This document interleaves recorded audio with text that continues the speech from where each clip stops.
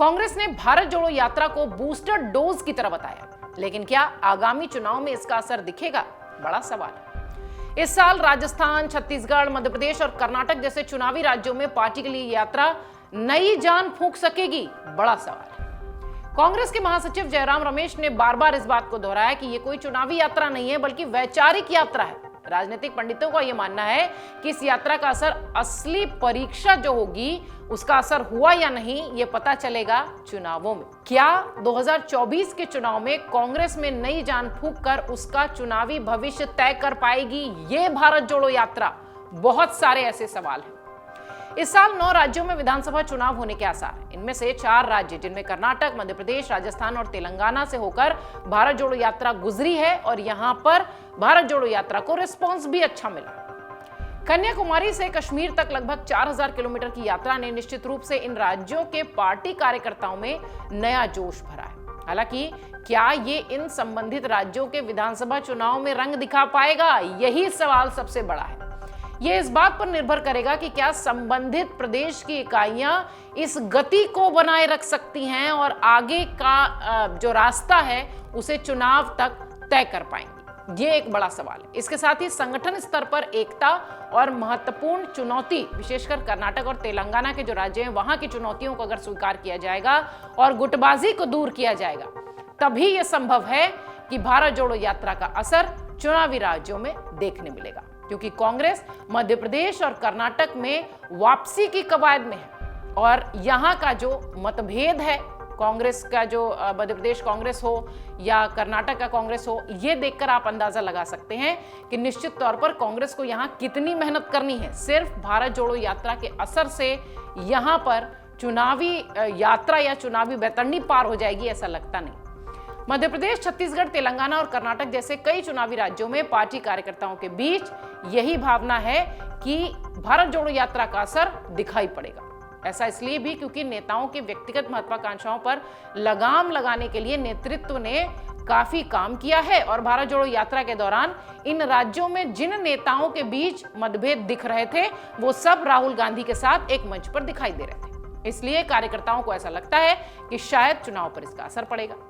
कांग्रेस महासचिव जयराम रमेश ने हाल ही में कहा था कि व्यक्तिगत महत्वाकांक्षा और निजी लक्ष्य कांग्रेस के लिए अभिशाप रहे हैं। यानी वो ये मानते हैं कि जो आंतरिक गुटबंदी है वो कांग्रेस को नुकसान पहुंचाती रही है। कर्नाटक में मुख्यमंत्री पद के दावेदार सिद्धारमैया और डी.के. शिव कुमार के बीच बढ़ते तनाव के बीच यात्रा के समय कांग्रेस पार्टी ने ये दिखाने का पूरा प्रयास किया कर्नाटक में कि यहां सब कुछ ठीक है और अब मिलकर लड़ाई लड़ी जाएगी। पार्टी की राज्य इकाई के अध्यक्ष शिव कुमार और विधानसभा में विपक्ष के नेता सिद्धारमैया के नेतृत्व में पार्टी ने प्रजाध्वनि यात्रा के नाम से तैयारी की है, क्योंकि एक जो भारत जोड़ो यात्रा के बाद फ्लो बना हुआ है उसे तोड़ना शायद कांग्रेस नहीं चाहती।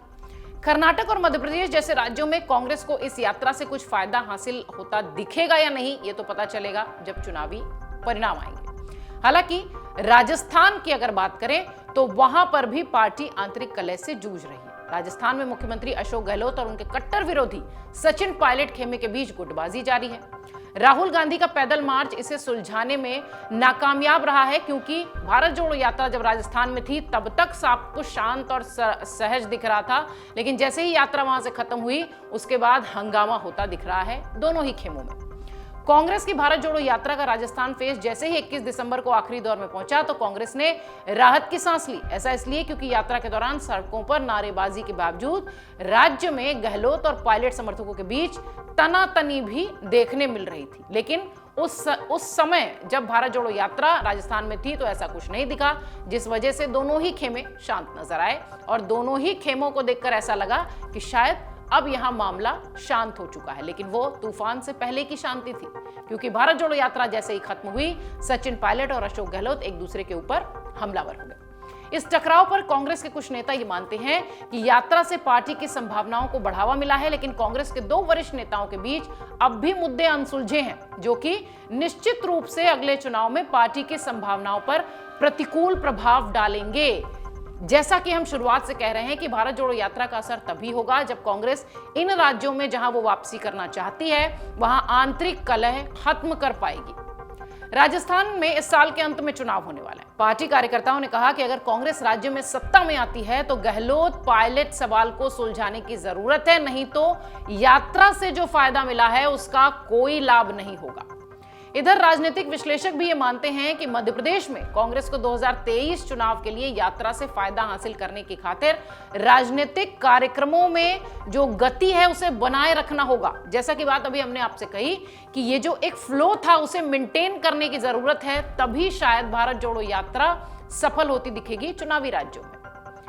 इधर भारत जोड़ो यात्रा के बाद कांग्रेस को 2023 के चुनावों को लाभ प्राप्त करने के लिए आगे की कार्रवाई करनी होगी, ये भी तमाम पार्टी के जो वरिष्ठ नेता हैं वो मानते हैं। भारत जोड़ो यात्रा का सीधा असर पार्टी को मिला है या नहीं, ये चुनावी राज्यों के परिणाम के बाद ही पता चलेगा। लेकिन इसमें कोई संदेह नहीं कि भारत जोड़ो यात्रा को सकारात्मक रिस्पॉन्स इन चुनावी राज्यों में मिला है। पर इन्हीं चुनावी राज्यों में जहां कांग्रेस वापसी करना चाहती है वहां पर आंतरिक कलह जो है वो कहीं कांग्रेस के लिए नुकसानदेह ना हो जाए, ये देखना होगा। क्योंकि कांग्रेस इसे बूस्टर डोज तो कह रही है, लेकिन ये बूस्टर डोज यात्रा से जो मिला हुआ है इसका जोश जो बरकरार रखना है वो कांग्रेस के लिए बड़ी चुनौती है। इस चुनौती के साथ साथ उससे बड़ी चुनौती यह है कि राजस्थान, मध्य प्रदेश, कर्नाटक जैसे राज्यों में जहां वो वापसी करना चाहती है वहां इंटरनल जो गुट की पॉलिटिक्स है वो शायद कांग्रेस को बेचैन भी कर रही है, परेशान भी कर रही है। इससे कांग्रेस को पार पाना होगा, तभी भारत जोड़ो यात्रा जिसे वो बूस्टर डोज कह रही है कांग्रेस के लिए, उसका असर